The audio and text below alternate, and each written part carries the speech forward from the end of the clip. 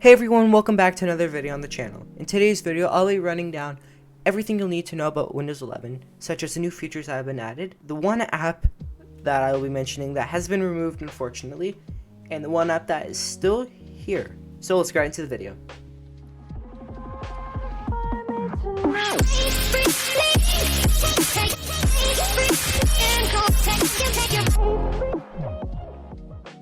So first off, let's talk about the startup sound.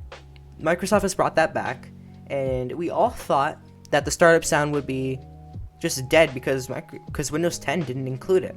But you did have the option to use the Windows Vista / Windows 7 startup theme. Next, let's talk about the Windows logo. You can see right here where my cursor is on the start menu. It's not that 3D looking blue. It's like the original logo. You can see right here. This is the original logo right here, but just take minus the bag here. And they've implemented it here, but this has a light blue gradient effect to it. Next, let's talk about the themes. You can see here that there's a light theme which is pre-added. I can't take that out unless I activate Windows, but I don't have a product key, unfortunately. This Windows background here, it looks really cool.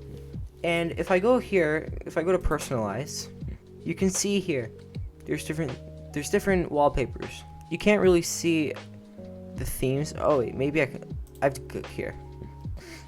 My current theme is Windows Light, and you can see the dark theme just adds a darker background, which is what I will be using once this officially gets released to the public.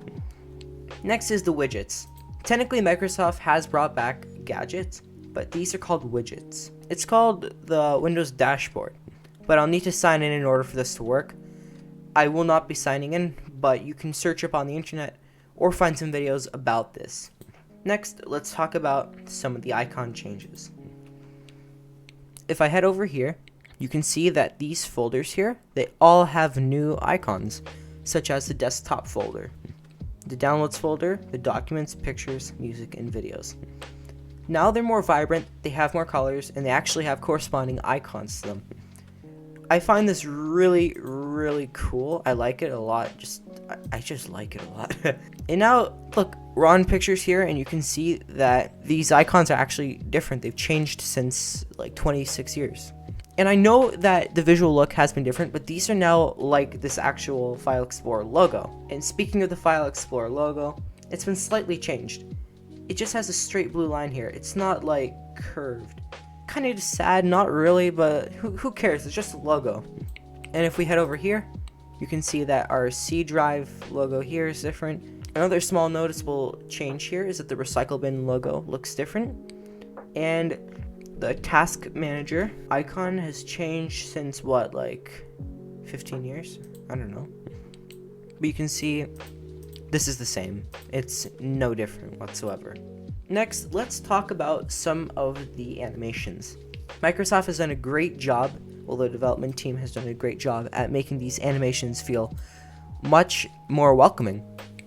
Instead of when you zoom in, when you press the maximize button, it would just be glitchy and then like straight in your face. This has a smooth animation. I like this a lot. I can't stress it enough. It's great. And if you notice here, you have different orientations you can maximize it in. So if I wanted to do that, I could.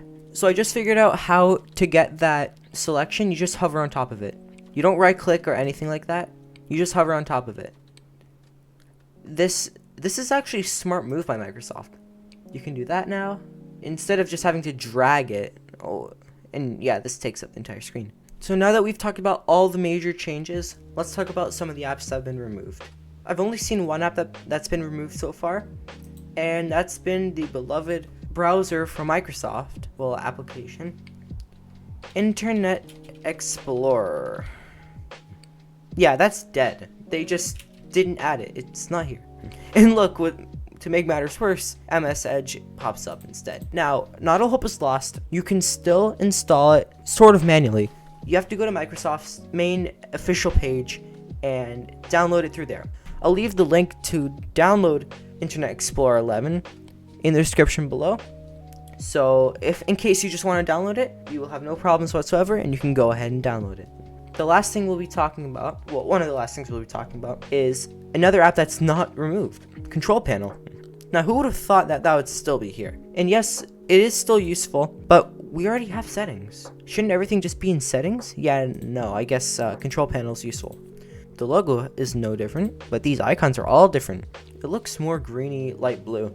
Like this icon here is different, this looks slightly different, and all this looks more modern.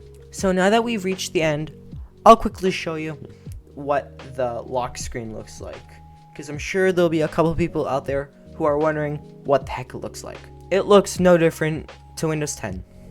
It looks the exact same, but I like this new background. It looks awesome. So that's about it for this rundown on Windows 11. So if you enjoyed the video and if this helped you out, please make sure to subscribe to the channel as well as like our videos.